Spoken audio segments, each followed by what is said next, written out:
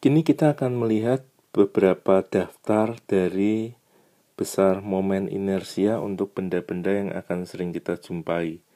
Jadi yang pertama adalah benda yang disebut sebagai benda partikel, yakni sebuah benda yang kecil bermassa M yang berputar terhadap sebuah sumbu pada jarak R. Momen inersia dari benda tersebut sama dengan M dikali R kuadrat. Lalu yang kedua adalah sebuah batang yang diputar di tengah-tengah batang. Jadi ini sumbu putarnya. Batang berputar.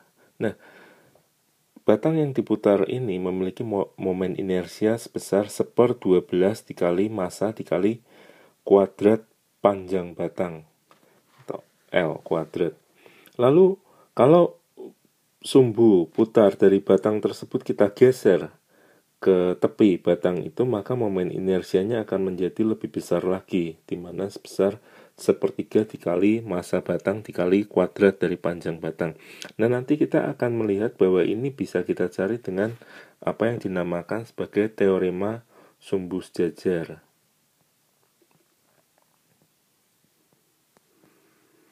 Lalu yang berikutnya yaitu momen inersia dari suatu cincin atau hub, di mana hub ini diputar di pusat tengah-tengahnya. Jadi berputar.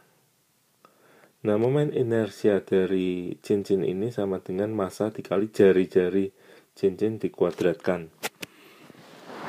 Dan yang berikutnya adalah solid cylinder atau silinder pejal atau cakram pejal. Nah, ini contohnya misalkan pada katrol yang kita nanti akan sering jumpai dan kita anggap sebagai silinder pejal yang diputar pada pusatnya seperti ini. Nah, dia berputar, momen inersianya sama dengan setengah dikali mr kuadrat. Lalu yang berikutnya adalah bola pejal, misalkan seperti kelereng atau bola biliar, menggunakan momen inersia sebesar 2/5 mr kuadrat. Lalu ini adalah suatu papan dengan dimensi panjang lebarnya A dan B. Ini adalah momen inersianya, dan yang satunya lagi adalah yang ini sebelumnya diputarnya di tengah-tengah sini. Jadi dia berputar seperti ini. Nah, yang berikutnya ini adalah suatu papan juga, namun sumbu putarnya terletak sejajar dengan bidang dari papan tersebut, dimana kalau kita perhatikan nilai dari momen inersianya adalah sama seperti inersia pada batang yang diputar di tepi, yakni 1/3 dikali massa dikali kuadrat dari L ini.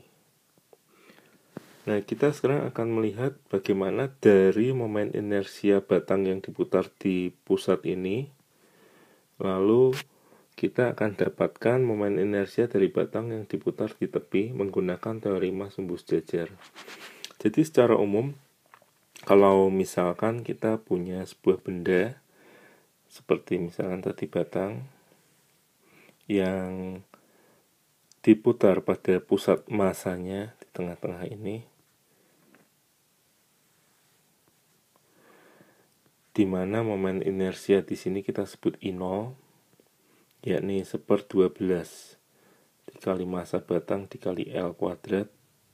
L adalah panjang batang itu. Lalu sumbu putarnya itu kita geser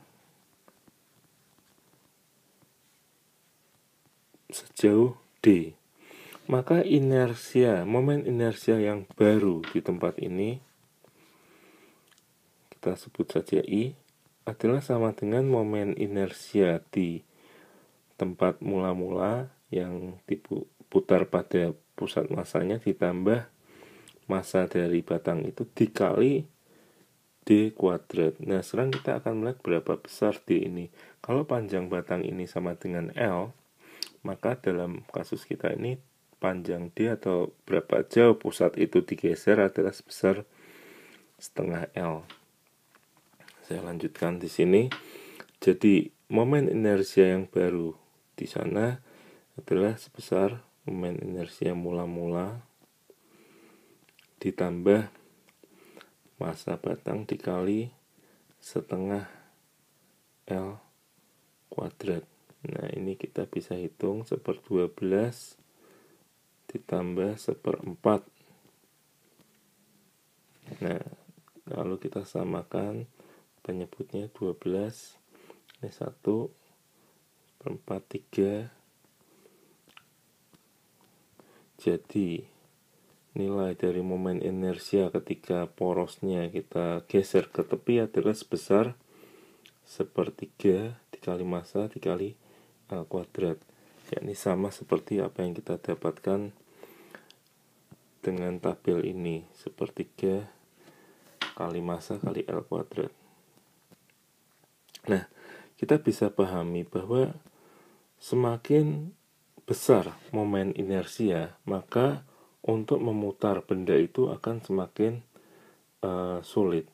Jadi kemarin kita sudah belajar bagaimana momen gaya itu berhubungan dengan percepatan sudut yang terjadi pada benda yang berputar, di mana nilainya sama dengan momen inersia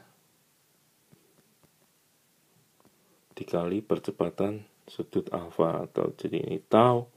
Momen gaya sama dengan momen inersia I dikali alfa. Nah, semakin besar momen inersia dari benda tersebut, maka akan membuat percepatan sudut itu semakin kecil, atau secara fisik maka untuk memutar benda itu akan semakin sulit.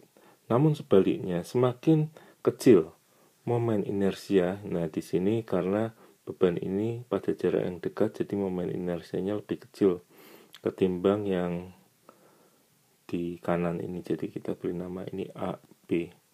Momen inersia A lebih kecil daripada B. Nah, kalau momen inersia yang lebih kecil, tentu percepatan sudutnya akan lebih besar. Nah, ini akibatnya dia akan lebih mudah untuk memutar beban tersebut.